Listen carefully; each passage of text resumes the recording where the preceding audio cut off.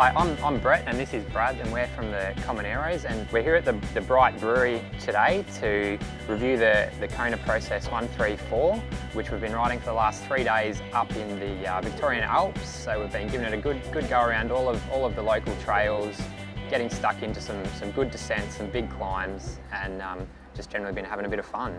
So the 134 aptly has 134mm of rear travel. Comes with a 140mm sector shock, front fork on this particular bike, and so gives a good balance in that mid travel segment. Comes with an XT clutch rear derailleur to keep that chain in line, which really helps. And then it's got Dior brakes and Dior shifters, and with the obligatory dropper post for the enduro bike as well. So that comes with a KS Eaton remote for this bike. So Brad, after riding the bike for 3 days, what's your first impressions of this bike?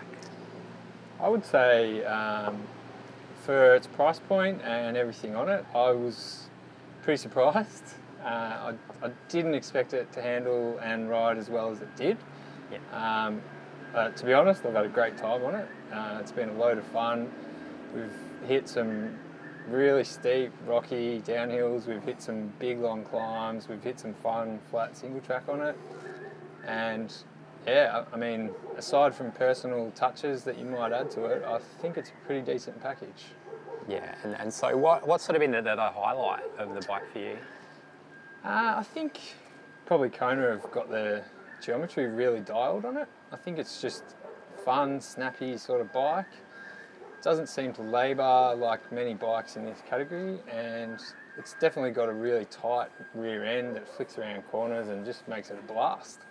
Yeah, I think we've both ridden it, and I think we can both agree that the rear end on it's super stiff, so much stability through corners, over rocky tracks, and it just feels so plush to ride. Would you agree? Or definitely plush is the word I would use for that rear end. It's been a big surprise. I mean, we've both sat on it and just thought, wow, this is a bit of fun. Like, I'd ride this definitely. Yeah. What did you feel about sort of the front fork, 140mm travel, the head angle, sort of the general feel of the fork as well? The front end of it's pretty on point, I would say. 140mm, I like that kind of range. It's good kind of in between for someone who rides a lot of cross country or rides downhill. You can go either way, which is great. Obviously, you know, compared to like the new Fox 36 or a Pike or something that you could get on the front, this fork is probably not the stiffest thing I've ever ridden, but it certainly didn't hold us back. Yeah, I mean, when I saw it came with a sector, I was pretty apprehensive, really. I wasn't sure how that would perform. I mean, we've all seen with the Pikes, the 35mm stanchions, the Fox 36s, everything's going big to sort of have that stiffness, but I couldn't fault the forks. I mean, they're entry level, but in going down some of the tracks we've ridden today, I mean, it didn't worry me at all sending it through some of that stuff. So no, it's not a factor that's going to hold you back from having a hell of a lot of fun. Yeah, so I think if people have reservations about that, I wouldn't be too concerned. I mean, we seem to manage pretty fine on it. Obviously, it'd be nice, but you can't have everything at this sort of entry level. No, not at all. Another surprise for me was the Dior Brakes. Again, sort of just single pot brakes. I knew we were going to be riding a lot of gravity trails, but it never entered my mind what we were running when we were out there. So I think that's a sort of a big plus for it. Absolutely, the stopping power on those is incredible. Obviously, Shimano's pretty good with their trickle-down technology, and the Dior brakes are no different. Yeah.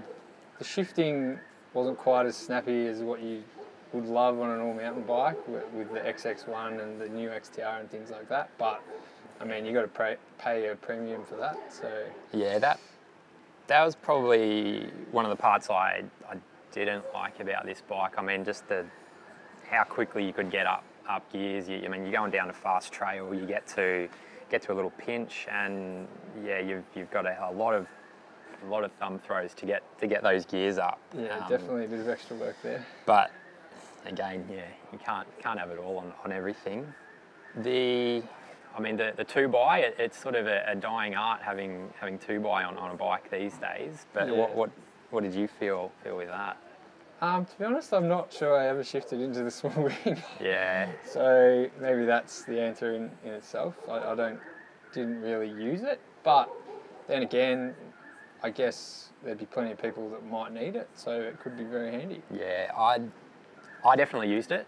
I mean, some of the hills, because yeah, we weren't always blessed with having a shuttle up the hill. Occasionally we were, but yeah, that little ring to get up some of the little pinches, I was definitely pretty happy we had that. Didn't drop the chain all week, so no, I mean, definitely. There's the front derailleur, basically acts as a chain guide. You got the clutch, so it was all pretty secure from that point. No, we've certainly given it a good thrashing and haven't had any problems with it. So yeah, it's been good. I mean, the trails around here are pretty steep and pretty gnarly, so if it can handle that, then it can handle anything you want to throw at it, I guess. Yeah. So I guess in conclusion, and I know you'll back me on this, it's definitely a great value bike for what you would pay for it. I would recommend it to anyone looking to get into kind of mid-travel trail enduro bike.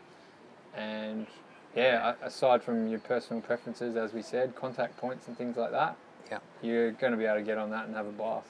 Yeah, it's definitely a really good entry-level bike. I mean, you could definitely get a lot worse, but I was super happy with everything that was on it. I mean, reasonably low-end spec, but it performed as we needed it to, and that's all you can ask. Yeah, absolutely.